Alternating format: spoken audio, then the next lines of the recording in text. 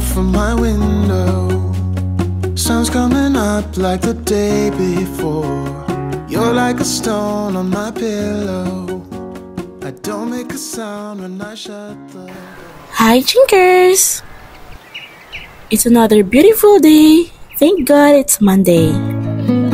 At bago magsimula ang week na ito, gusto kong i-share sa inyo ang mga ganap ko na nagdaang linggong ito. At sobrang saya ng puso ko dahil kompleto kaming pamilya ngayon. Umuwi kasi yung kapatid ko galing Norway. Kaya naman every single day, I make the most of it. At super busy ang inyong lingkod sa pagbibake at pagluluto para sa kanila. And to start with, ito nag-bake ako ng banana bread. Mabuti na lang nag-stock ako ng mga overripe banana sa aming freezer. In that way, anytime na gusto kong mag-bake tulad nito, makakapag-bake ako. At dahil 1 month ang bakasyon ng aking kapatid dito sa Pilipinas, kaya naman susulitin namin ito. At matik yan, marami pa tayong ibibake at ipagluluto para sa kanila.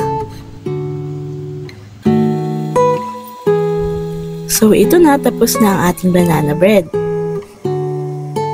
1 down.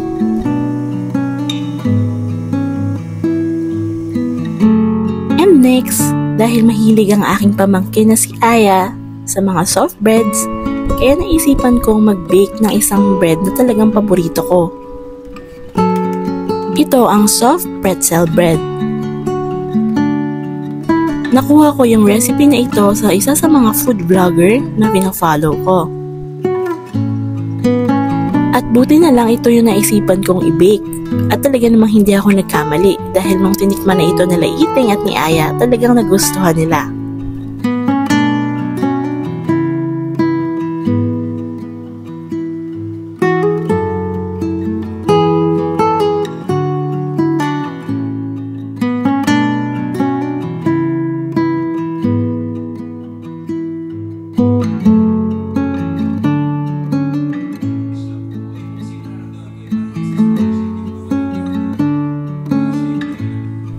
At dahil isa sa mga naging recent specialty ko ang laing, kaya naman ginrab ko na agad ang opportunity na to para ipagluto agad sila.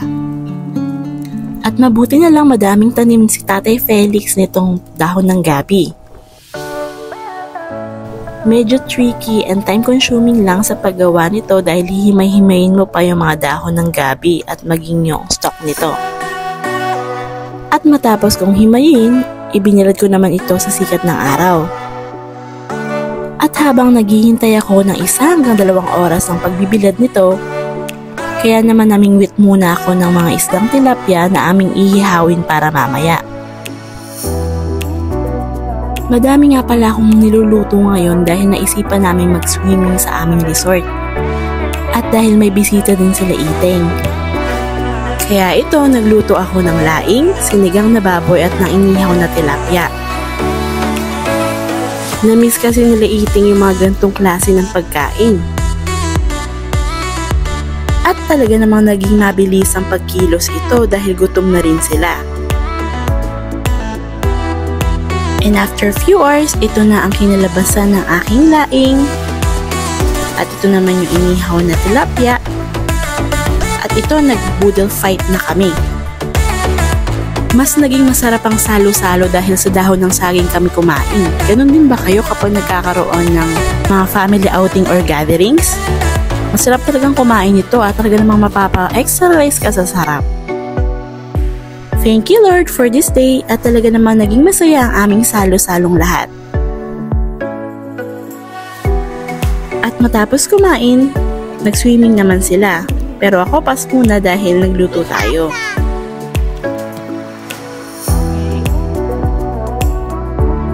At kinabukasan, ito naging sobrang busy ako dahil may rent sa aming resort. At nung kinagabihan, kami na may nag-ani ng mga hipon. At sa unang araw ng ating pag-ani, nakakuha tayo at nakapuno ng 3 cooler ng hipon. Thank you Lord! And around 3:30 AM, umalis kami at nag-deliver na ng aming ibebentang hipon sa konsignasyon ng palengke dito sa Orion. And special thanks sa aking partner sa pagsama sa amin ni Mama dahil siya ang nag-drive para sa amin. At habang hinihintay naming mabenta lahat ng aming dalang hipon, kumain muna kaming almusal at nagsopas kami. At pagka-uwi, napansin ko naman itong mga hinog na mangga. Sa sobrang dami naming supply ng mangga, kaya ito ang aking pamamaraan para mas magamit ko siya ng matagal.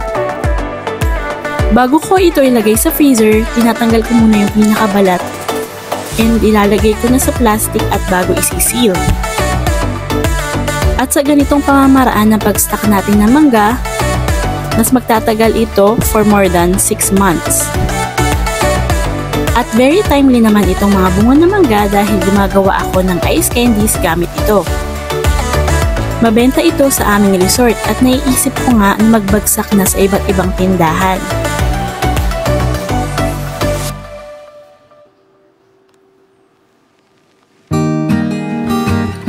At bago tuluyang magsimula ang araw na ito, naisipan kong magluto ng pesto pasta.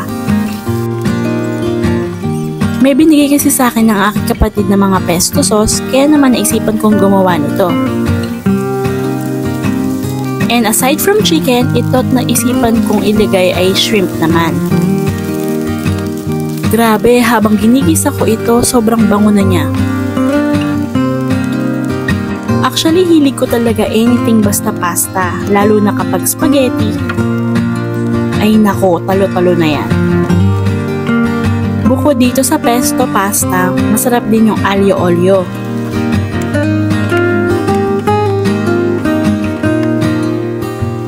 And after few minutes, ito na at tapos na ang ating pesto pasta. Di ba napakadali lang gawin? At syempre, pinlating ko na ito at amin na itong kakainin ng aking partner.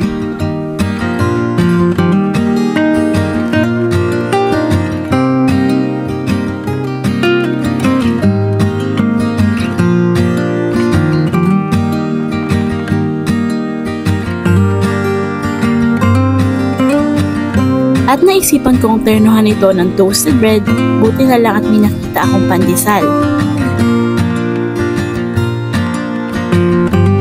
At ito na, tara, kain tayo!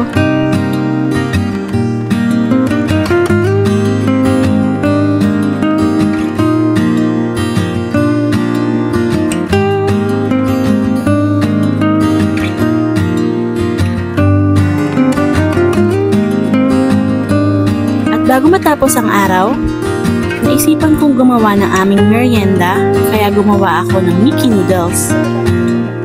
And special thanks sa aking magagaling na kitchen apprentice, ang aking pamangkin na si Aya at ang kanyang ate Kaylin.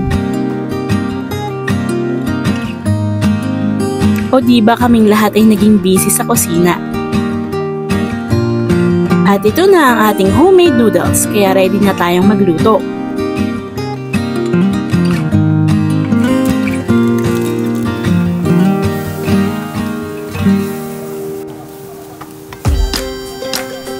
Sobrang paborito ko talaga itong Mickey noodles at simula nang matikman ko ito na luto ng aking partner, ay talaga naman maya't maya lagi ko itong nire-request sa kanya. And this sums up my week. Thank you for watching!